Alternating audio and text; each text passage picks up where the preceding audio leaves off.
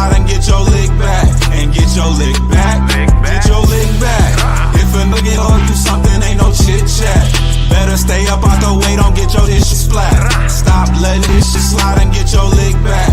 And get your lick back. I feel like I'm JX. J-Way. I'm a perfectionist. Adderall got me restless. I'm gone. Run with a wild crew, they get reckless. Young boy, come up off that neck. Give me Into that. the trends. See a lead, be the band.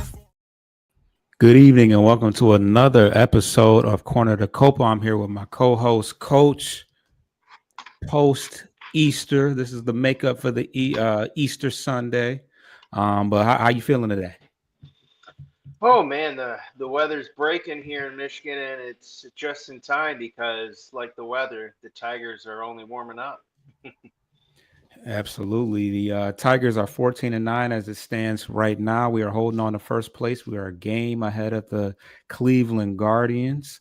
And as far as the week is concerned, we lost 2 of 3 to Milwaukee after have a big offensive output in the first game. Our bats kind of disappeared, but we bounced back with our when we returned home with 3 or 4 wins against the Kansas City Royals, and we took the first game against San Diego as our homestand continues. What can we attest to that?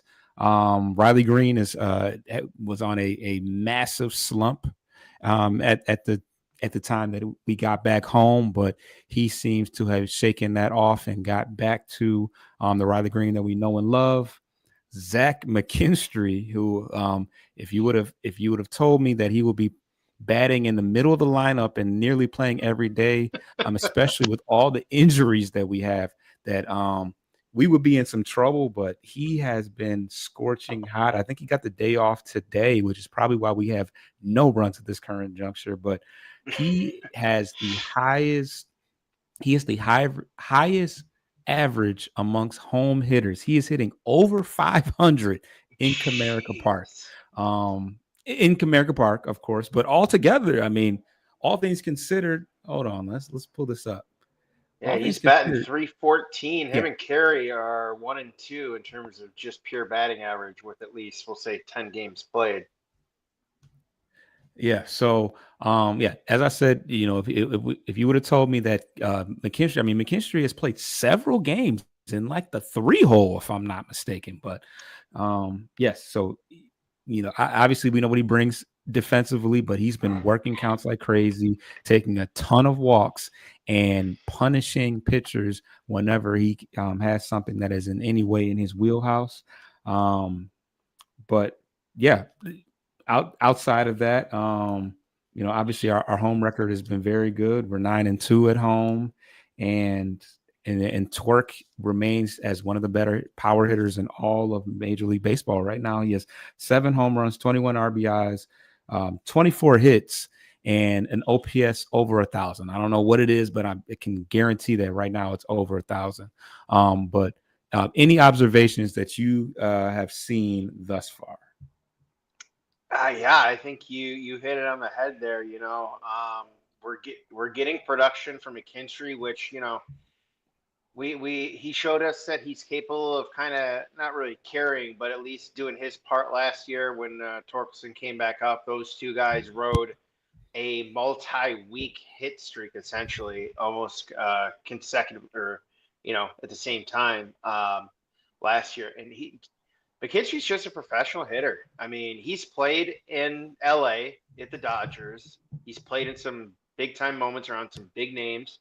So pressure doesn't really seem to get to him. And like you said, yeah, we were at 3-hole, but that was while Riley was struggling. And he's not going to smash 25 home runs or anything, don't get me wrong, but he's got half the team's triples. His OPS is almost at 900, which is above league average. 800 is usually a pretty good number. The only guys above him right now, like you said, are Torkelson leading the way at 1,011 OPS. Kerry Carpenter is a point under 900, and then it's McKinstry at 895. These guys are continuing to stir the drink. They're getting on base for Torkelson. Torkelson had an intentional walk the other 2 days ago, I believe it was. And guys like, Baez quietly hitting 270, nothing crazy. I mean, that's kind of really all you ask for. Playing some center field now more consistently. We'll get into the reasons of that, why a little later. And the catching situation. I mean, we've touched on Gleiber now that he's back and he's still delivering to multi-hit game over the weekend as well. The catching situation, you would have thought maybe low regression because Jake Rogers going to the IL. Dingler and Nito continue to plug away at the bottom of the lineup. It's a thing of beauty to see. Over 400 right now in a small sample size, but he's hitting over 400. If you watch the last show, I did talk about how he had an offer on his birthday, but since then he has been tearing it up. Don't give up on these players too soon. I got to tell that to myself actually. Definitely hot start to spring, struggled to end it. Wasn't playing good in AAA, and then struggled early on. But yeah, he's had some big RBIs over the week. You just never know who's going to step up. But yeah, I completely cut your wisdom. You probably have no idea where you're at. No, that's right. The only thing I was going to say is, in the games that they have won, they've gotten overall quality pitching. Even if you give up a few runs, 3-4 runs throughout a game, I mean, I believe the league average last year was a little over 4+ runs. So the fact that they get enough quality pitching for games, they've won up until the Milwaukee series. I think that's the only series they haven't won all year. So, and they've won 7 straight game 1 series openers this year, which I think is damn near all of them. So, and to the point there, the background that you've got up, go ahead if you want to read that one out. Yeah, so it says for the people that are listening on the audio side of things, the Detroit Tigers have 4 pitchers with 20+ innings pitched this year and have a ERA of 2.70 or better, which is going in the southern direction. Completely unfair, and I love it. This is clearly biased to the Tiger, but yeah. So that is Skubal, Flaherty, Job, and Mize, everybody except for Reese Olson, who continues to struggle. But yeah, we kind of knew this going into the year. We knew that was going to be a strength of ours, and it's continuing to be that.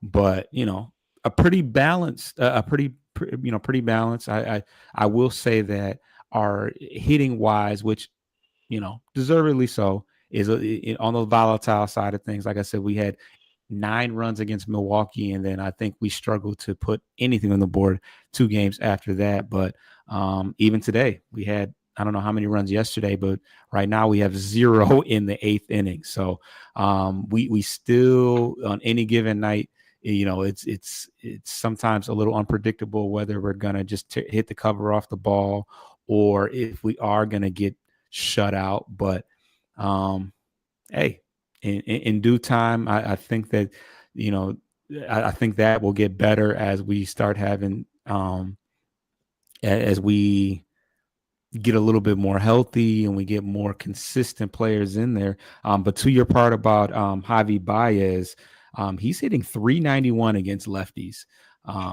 which overall I think you said 270 overall. Yeah, 271 he's hitting. Yeah. So yeah, Javi's doing a whole lot right now because he's not just hitting, he's hitting he's playing a number of not so familiar positions, which we can probably elaborate on a little bit more. But any other things that you want to talk about as far as the week or any observations that you've seen? Oh, well, I will say, I think we talked about this off air, but Tomas Nido, since he's come up, I think he's now caught 2 straight games for Jackson Jobe. I don't know if that's an intentional thing, but they seem to be developing a nice little battery between the 2 of them. We know that Jobe did struggle in his first start because I think he's only had 3 starts overall or 4 starts maybe at the most. Yeah, something like that. Yeah, so they seem to have some nice cohesiveness between the 2 of them, and I, the way things are going right now, he's amongst the only pitcher. He's amongst that 4 pitchers that have an ERA under 270. So, or maybe he has the 270, but at any rate, a lot hard. You be a lot hard. Be a lot more difficult to send him down when he's having success like this. I mean, it's the whole reason why we brought him up, is that, hey, it's time to see whether he'll sink or swim. Of course, changes can always be made, but right now he's swimming. So No, you're right. You're 100% right. They're maintaining their aggressiveness on the base pass from last year, first to third kind of team. love that. They're kind of choosing their spots when to steal. They're not overly aggressive, but they're certainly not overly conservative at the same time. Of course, it hurts when you don't have a guy like Parker Meadows, who does have wheels. Of course, McKinstry and 1 or 2 other guys are a threat, but they'd rather get them, if they were to get thrown out on the bases, it's more likely to be on a batted ball in play versus taking their chance on stolen base. Especially with some of the guys that they have that are clicking right now. It makes sense not to take the bat out of their hands, or at least take a at bat with runners in scoring position potentially out of the equation as well. But yeah, I mean, the bullpen has been good, rolling. That is, they'll take a hit every now and again, just like Skubal, after he had a nice bounce back, then didn't really get much run support on Easter Sunday, which we were kind of surprised. But in the grand scheme of things, if he's the one that's quote unquote struggling, if you will call it that, it's a stretch for some of us maybe to say that compared to Olson, but everyone else is pretty much clicking along that hasn't joined the rather large IL list that we have accumulated even more recently. So all in all, man, these guys are next man up. They're getting it together. The newcomers are really helping drive this too. So they're gelling right now. Yeah, and it's crazy that I almost forgot that the guy that we signed right around spring training, I can't even remember his name, escapes me right now, but maybe you have some updates on his Manuel Margot. I almost forgot that he started the season and he was, he wasn't playing bad either. No. But what I was going to say before we get into the first break, I can really appreciate, of course, in this day and age, average is kind of a lost, a lost statistic. If you can hit the ball out of the park 30, 40 times, they don't care if you're hitting 220. And, we can remember when guys where it was like, there was guys that were hitting, of course, rarely would you hit 400, but there was guys that were hitting in the high 300s. But my point was that we got guys at the top of the lineup. Kerry Carpenter, a guy that strikes out a lot. He hits for a lot of power, but he's got one of the higher averages on the team. He's hitting over 300. Torres has been a good contact hitter. He's hitting over 300, and of course McKinstry as well. So it's good to have guys at the top of the lineup that are making good contact, getting on base, and setting the table for Torkelson, who's had a good job of getting runners in. But yeah, let's get to the first break, and then we're going to talk injuries, because there's certainly a lot of them to speak on, and guys going on the IL and getting moved up to, moving up to Detroit. But let's take this break.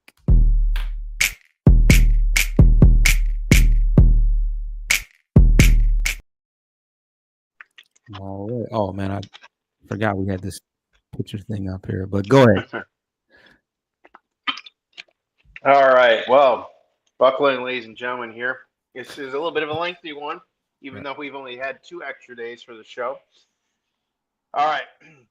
Starting on April 16th, they optioned Brennan Hanafy and recalled Kaiser Montero. On the 17th, Jason Foley weirdly was officially optioned to Toledo. And at the same day, they announced that Sean Gunther was going down to Lakeland to start a rehab stint. On the 18th, Bo Brisky, after a rough outing where he had accumulated still an ERA over 8 this year so far, was placed on the 15-day IL. which is a little concerning because we have a 7 and 10 day. So the fact that they knew pretty much 2 weeks was going to be, the starting point. We'll see what happens. That was just during the Kansas City series. I think it was mid-series too. On the 19th, newcomer reliever John Brava, who had been phenomenal along with Tommy Canley, was also placed in the 15-day IL. With that, they recalled left-hand relief pitcher Bailey Horn from Toledo, and they announced, I think this is probably the news that we were hopeful for, more so Parker than Vierling. Both of them had been cleared to start a full throwing program. Parker had been throwing roughly about 50, 60 feet with some easy lobs. Vierling had been a little more progressed. He is closer to returning than Parker is, since Parker's on the 60-day IL as of right now. But I think that's big for Parker. Tells you that the nerve is reacting, it's engaging, it's firing. All so far, progression is good. So whenever that 60 days is, so far that looks like, so far as right now, that is, accurate for his tentative return. And for now, over the weekend, Carey was pulled late in the Kansas City game. I believe it was Sunday. I believe it was probably on the base at the end of the 8th, because he fielded in the 9th, or the bottom of the, batted the 7th, fielded in the 8th, and then when he came around again to hit in the 9th, Kreidler pinch hit for him, which I thought, for one reason, I thought for a second, wait a second, is there a lefty on the mound? Is this what's happening? We're going to pinch hit Carey for Kreidler? Right. And I didn't understand, because they didn't even know in the booth. They were just like, oh, I guess, here comes Kreidler hitting for Carey. And I was losing my mind. I would, for those of you that listen and watch regularly, I'm a proponent of keeping him in the game the entire time.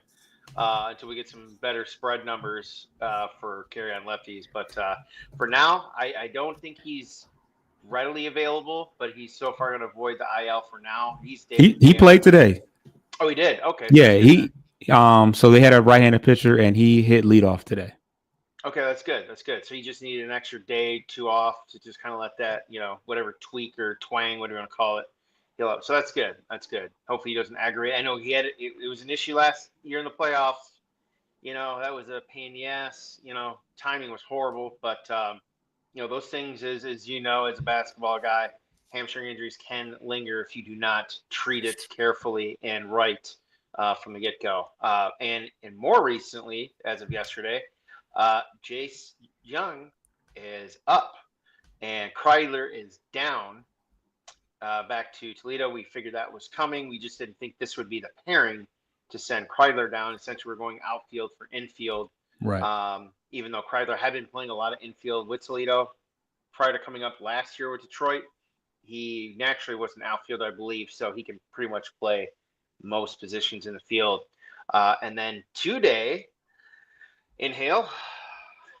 Kaiser Montero was optioned down, and they recalled left-hand reliever, right-hand reliever, Chase Lee from the Mud Hens. And that wraps up your injuries, call-ups, and call demotions. Yep. And just to give you guys an update, Chase Lee, perfect timing, actually got into the game. He had a cool little moment, had a line drive comebacker that he caught and doubled off the runner at first. The family's there, so there was a cool little moment. They showed him before the game with his baby, so good start for him. Kaiser Montero has made 2 starts. Yeah, 2. Yeah, and he's gotten into a little bit of trouble in those games, but obviously we won last night. I don't know if he actually got the win. Yeah, I think he probably got the win. I don't think he did. I don't think he pitched enough innings to qualify for the win. Yeah, maybe. Yeah, I think they had to pull him before he qualified, but and we were able to hold on. It was 6-4, but he's kind of got the Matt Manning role that Matt Manning had last year, where he's going to get spot starts when they are trying to rest their arms. But I don't think that he's done anything to hurt his chances at getting another shot. But Yeah. Well, just to give you guys an idea of what the graphic got. Graphic. This is Jace Young's Savant page, which they show it on Twitter. I don't know where you have to go to get this information, but that's what his minor league Savant looked like. So deservedly so that he got that recall. As you said, it was kind of not a, for him to get the call up. Obviously, they were itching to get him back up, even if it meant sending down a outfielder, quotation outfielder, because that's where Crowder's been playing. Yeah. But so far, Young, I don't think has a hit yet. I think he's walked a couple times in yesterday's game. Wow, he's made a nice catch. But yeah, we'll still see. Young looks pretty good defensively. I just still need to see him drive the ball and make some contact. He's striking out a lot. What else did I want? Tell the people now that Kreidler is down, guess he's gonna be playing center field for most of the games going forward. Right. So yes, So Javi made his first start in center field yesterday. It looked pretty awkward. One of my homeboys, who you're somewhat familiar with, Shu, was like, "Is AJ Hinch on drugs? Why is he out there?" I know there was a play early on that the ball kind of fell in front of him where he didn't read it great off the bat, and I was kind of like, I think a real center fielder makes that play. But of course, luckily he didn't. He's not going to have any outs above average, but as long as he can make the routine plays and not just completely implode out there, I can live with it because he is hitting pretty well. Sweeney has held down shortstop, while Baez has played a third base, center field. I think he's probably played shortstop at some point this year, but Sweeney's holding it down. Not that he's hitting so great, but I got to commend Javi, who could have said, "Hey, I'm a shortstop. Cut me, cut me if you feel any other way, because I'm gonna get paid regardless." But as you see in this graphics, he said, "I'll do whatever," and it's cut off, but it says, "I'll catch if you need me." I think he would probably have a nice throw down a second, but haha, joke. Catcher's an extremely hard position. You're not just running out there and throwing the pads on like you do in center field, where you're just snagging some fly balls. But I appreciate that from him, and I appreciate the fact that he's doing it in spite the fact that he's just not hitting anything. He's also hitting pretty well. He's I had his splits up. Like I said, he's hitting 391 against lefties. He's hitting 270 overall. No power, unfortunately. Still striking out a ton, but a serviceable run producer. Somebody that you can't just, all right, well, we'll attack him. We don't have to worry about it. He's capable of getting the job done when runners are on. So, if he's gonna be around, and he's willing to play other positions, and he's a respectable asset in that regards, by all means, we're paying him enough to do all that. So, his splits between lefties and righties is just pretty big. 391, like you said, against lefties, 194 against righties. Strikeout to walks really doesn't mean much. It's all the same there. He's got one more double against righties and two more singles against lefties. But his OBP obviously is different. Slugging, not too far off different. They're both about 50 points higher for each from their average. Obviously, OPS is going to be staggeringly different. But it's funny because that's the only big split when you look at it. Home and away, he's batting 281 at home, 259 on the road. Day, 286, 250 at night. I mean, it was right around, I figure, in the ballpark league average. I would hate for it to come down the fact that he turns into Andy Ibanez Jr. here with a right-hander that can only hit lefties. We need some righties to hit righties. Right. And when Vierling comes back, he won't be forced to, Vierling will be able to play center field when need be, third base when need be. So you don't have to throw him out there you don't have to throw him out there every day. And some days maybe Sweeney needs a day off because it's not like he's tearing the cover off the ball. He's hitting the low twos anyway. So it's good in short term, but we certainly don't want to have to worry about Javi and won't have to worry about Javi, playing a boatload of center field. But it's nice that Green doesn't have to play center every night. True. But in addition, but you talked about the injury list. You said Gunther, Gunther's injured right now. Brisky's injured. Brebbia is injured. That's a good third of our bullpen to start the year, and yet and still we really haven't had any colossal breakdowns out there. Canley's been great. Obviously Brebbia just got hurt, but he's been great. Holden has done Holden has done a great job as well. So I see a lot of positives. You got to think that the injuries will not continue to.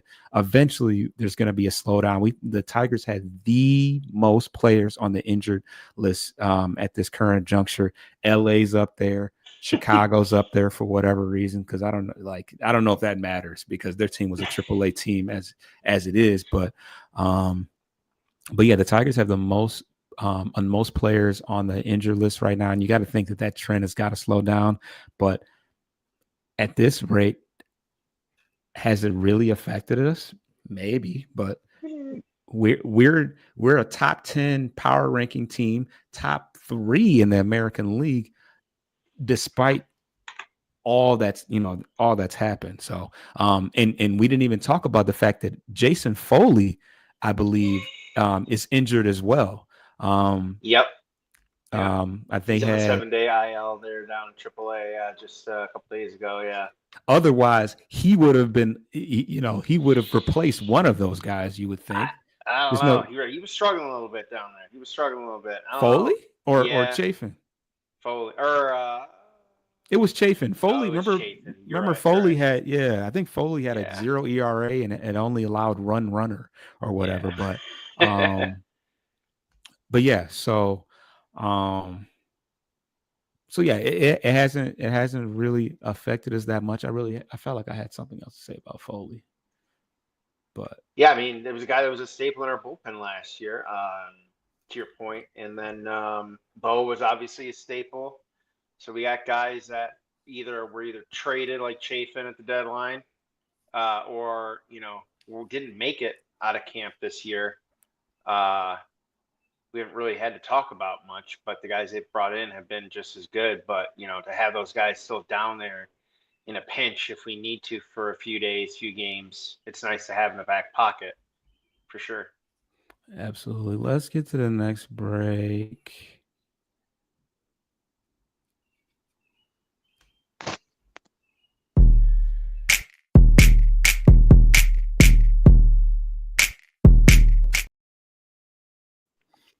All right. We didn't get to touch on the good, bad, and the ugly. Obviously, we've talked about a lot of positives, but it's not all peaches and cream. What do you have on the bad and ugly side of things? I mean, the ugliest one was addressed, Kreidler being sent down. I almost want to say that it was I don't even know if Young had to be tearing the ball off the cover the way he was in order to get this opportunity if they were already set on sending Kreidler down. So that one was addressed.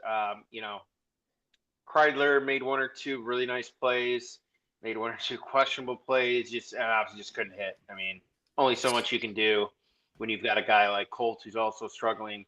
Riley for the last 2+ weeks, aside from a few games, had really been struggling. There's only so many guys like that you can keep around and keep putting out there before, you stop banging your head against the wall because the wall wins.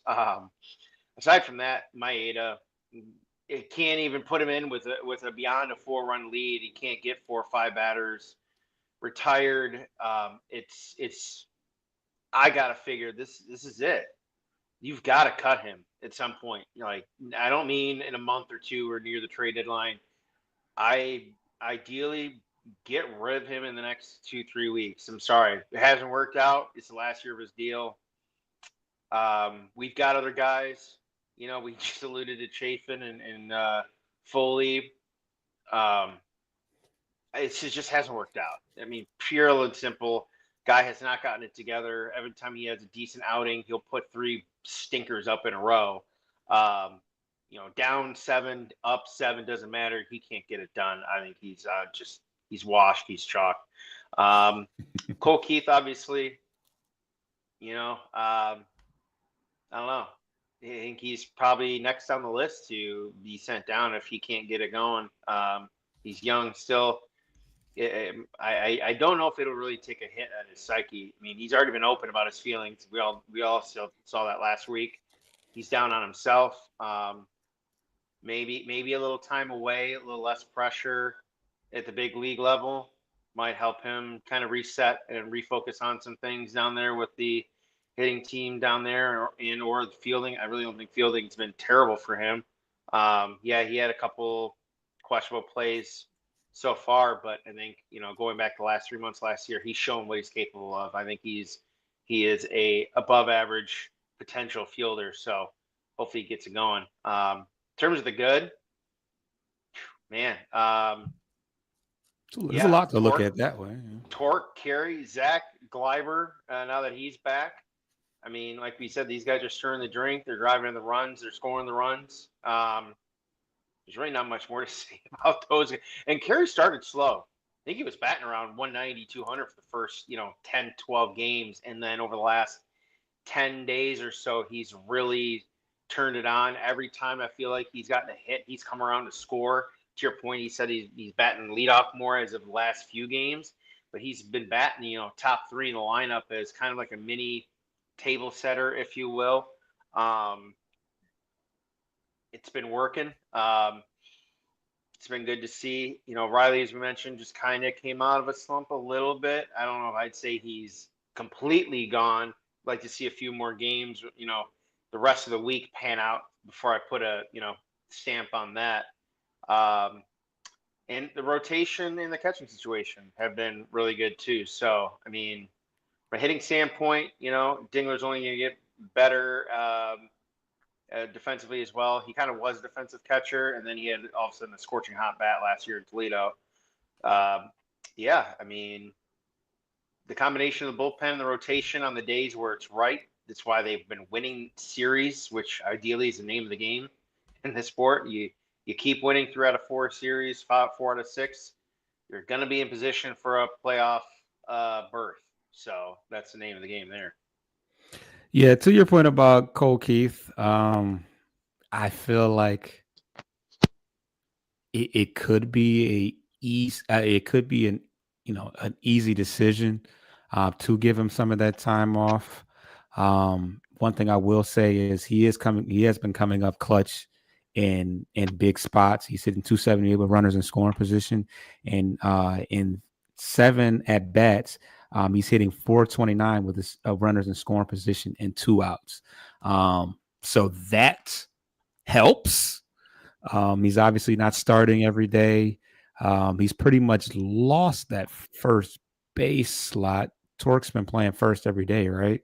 For the most part. Yeah, he's really been more like a pseudo relief bench, like first and second. When one of those guys needs a day off, or if they want to take Torkelson out of the field and keep him DH, Colt slides back over to first. But really, the only saving grace for him, he's tied for the team lead with 14 walks. So his OPS is actually, despite hitting 190, he's got a 560 OPS with those 14 walks, which is the same with Torkelson and McKinstry, ironically, and even more surprisingly, because he's hitting even worse, but in fewer games played, Justin Hunter, Henry Malloy, with 12. Yeah, I was going to say that Malloy is another one that I can't just take off the table as a player that could get sent back down, because he's pretty much coming off the bench. He's hitting below the Mendoza line. So he's an outfielder. He's an outfielder with not much versatility to do too much of, other things. So could be expendable when a Vierling or a down the road Meadows comes back. But outside of that, we used to be able to throw out McKinstry. That's not going to happen. Ibanez, I think last week he had a home run against a lefty. He's not a great average against lefties this year, but still shows you enough. I mean, I think they still trust him to hit in the 3 hole, even with the average that he has this year. So yeah, it's probably between Keith and Malloy. Is there anybody I'm missing? No, I do think that's in order. And to your point about Malloy, I think the fact that he's right-handed and he does have gap power, that's what they still need. So that's, I think, really the singular reason why he probably is not the number one candidate to go down for the next, injury. Next injury guy that's ready to come off the IL. But I also think that because Baez I think that Baez being a righty that hits lefties so well and a lot better than Malloy so far, and the fact that he can play any position that Malloy can play, well, not first, but you're not going to see Malloy we don't really even know that if Malloy can really play first yet, but true. But Baez can play a better outfield than him. Well, I don't know. Baez is playing is currently playing outfield at a more premium position, center field, and of course he can play third base and shortstop. So, do you still need a Malloy? He does have 6 RBIs. He played some leadoff. He does work counts. He does walk. Let's look at his RISP numbers: 273 with runners in scoring position. So not mad at that, but yeah, I think that Baez's versatility makes Malloy a little bit more expendable right now, because he does have a right-handed bat, and that he hits a lot better against lefties. So the Ibanez splits have been kind of crazy too. Looking at it right now, he's hitting $160 against lefties, but he's got almost all of his power against lefties. He's got 2 home runs and 6 RBIs and 1 double. That's all of his extra base hits right there. And that's in 25 at bats. In 10 at bats against righties, he's batting .200 with 2 RBIs, 1 walk.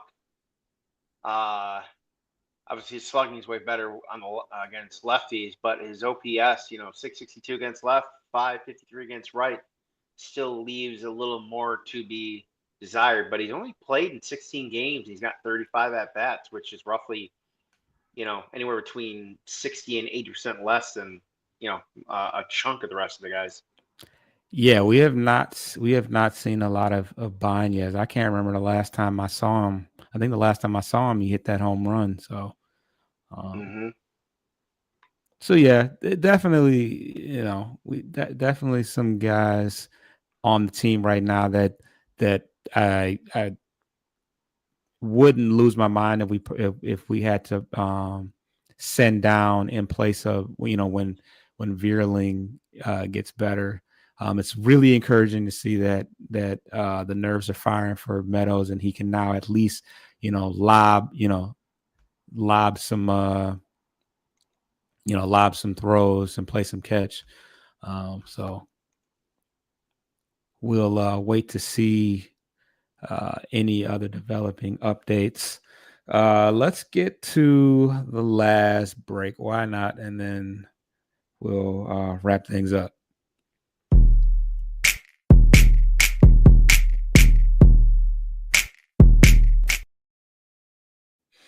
Okay, let's look at what we have upcoming on our schedule.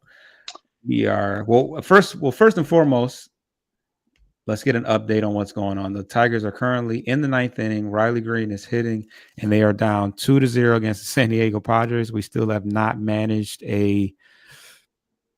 We got 3 hits. Malloy, Dingler, and Baez all have the hits, and Riley Green just struck out swing. Okay, yeah. My stream's a little behind, but yeah, and Baez was an infield hit. He didn't even. I witnessed it myself, so that one didn't even make it out. Ran it out, and the first baseman wasn't able to pick up the ball out of the dirt. But yeah, not Clarity, much to speak on. Not bad. 6 innings, 5 hits to earn, 9 Ks. Just a lot of pitches, 96 pitches in 6 innings. Kind of wish you go a little deeper, but I mean, hell, you got 9 strikeouts. That'll do it. And Torkelson flied out to right. Damn. But yeah, and then Flaherty, he gave up those 2 runs on a 2-run home run that just barely made it out of the park. I think it was hit 350 down the line. So yeah, not bad for him. Not going to hurt his ERA. That's under. Well, I don't know how the ERAs work, because sometimes if you give up 2 runs in a certain amount of time, it will go up. But he still has a 2.63 ERA, so he's under that number from earlier on the graphic. Okay, yeah. But upcoming, we have one more game. Obviously, we've split so far. Tomorrow, the rubber match, day game against the Padres for the series. We'll have a day off on Thursday, and then we'll have a weekend series against the Orioles, and then 3 games after that against the Stros. But that'll be easier. Right, yeah. And the Stros that'll be in Houston. The last home set of home games will be against the Orioles this weekend. And the Orioles, I know the Astros are always pretty good, but I think the Orioles are struggling a little bit, aren't they? They are. They're a couple games under 500, but we're 20 to 24 games into the season here. We're barely 12%, 13% into the season. There's nothing really to panic about unless you're the White Sox or the Rockies potentially. Yeah, the Rockies are 4-17. Well, no need to panic. You knew what was going to happen, but yeah. Yeah, I mean, considering who else is in that division in the NL West. Padres, Dodgers, Giants, D-backs, all 4 games minimum over 500. Yeah, they're cooked. They're absolutely chalked. But getting back to the schedule, they have the Reese Olson will be going for the rubber match tomorrow against Hart, and as you mentioned, day off Thursday. The guys will be able to enjoy some nice weather out finally. And the pitching matchups as of right now for the Orioles, Friday night will be Job against TBD. We'll have a day game Saturday where Casey Mize will be going up against former Brave and now unarguably the worst starting pitcher statistically in the majors, and Charlie Morton. Wow. If we don't win that game, you wanted him 7-8 runs. I mean, I don't want to say I wanted him. He was a 1-year deal. I mean, he was available. Contract, but yeah. I mean, so was Max Fried. They're both fucking old, both of them, but they each were on 1-year deals, so whatever. And then Sunday, another Sunday start for Skubal against Kramer before you alluded to their next long road trip where they will not return home after this weekend until Friday, May 9th, which I believe, if I'm not mistaken, is also Mother's Day weekend. Oh, okay. So that's a couple of weeks away. Yep. Houston for 3, the Angels for 4, and then they end it with 3 more in Colorado. Might have to go down to that one of those games against Beemore. They're going to be away from the team. Away from Detroit for a while. All right. Well, I'm not sure where the standings are. I guess it probably depends on if the Guardians won or not. But currently we're around first place. Let's look at the standings. Why not? Yeah, we were up a half game heading into tonight. Tied for the AL lead. Run differential. They are, I think, 5th or 6th at plus 26. So, all the numbers seem to support that this is not a fluke. Game just went final. So they did lose 2-0. Guardians. They won. They did win. Okay, so then they're down a Or it's half game, 14. so- We're both 14-9. So 14. All right, then yeah, then we're even. yeah. So So okay. all right. We haven't played the Guardians yet, right? No, not to my knowledge, no. But I think last week, as long as this team stays 500, right around there, until they get some more of these guys back now that they've had more go away onto the IL. Man, just get to mid-May or so, and right where they're at, 3, 4, 5 games above 500. Even if they drop one of the next 3 series, they're still fine. Just keep finding ways to scratch it out. And again, and I'll say it not again, but I'll say it right now. Try like we did last year. When they score 5 runs this year, 5 or more, they are 10-1. And when they score less than that, they are 4-8, not counting tonight's game. That dropped them to 4-9. 4-9. Okay. That's the magic number. Still, we're gonna keep hammering away. 5 runs, they get there. They have a very good chance of winning a high percentage of those games. Yep. All right. So that will wrap up the show. Yeah, so we'll be back Sunday, maybe. I don't know. Yeah. Yeah. Regular Yes. scheduled programming. Right. So yeah, if please subscribe to the channel. It was during the game today, so I'm sure everybody's watching the game, but in addition to that, also subscribe on all audio aggregators. You can search us up at Corner to Copa, and so far so good. We're looking pretty good out there. There's a lot of encouraging things. All things considered, with the amount of injuries that we have, for us to be in first place, can't be mad at that. But certainly still some areas for improvement, and we can see the light at the end of the tunnel, because we have some of those improvements sitting right in our injury list. So yeah, subscribe, and we will see you guys more than likely on Sunday. Peace out.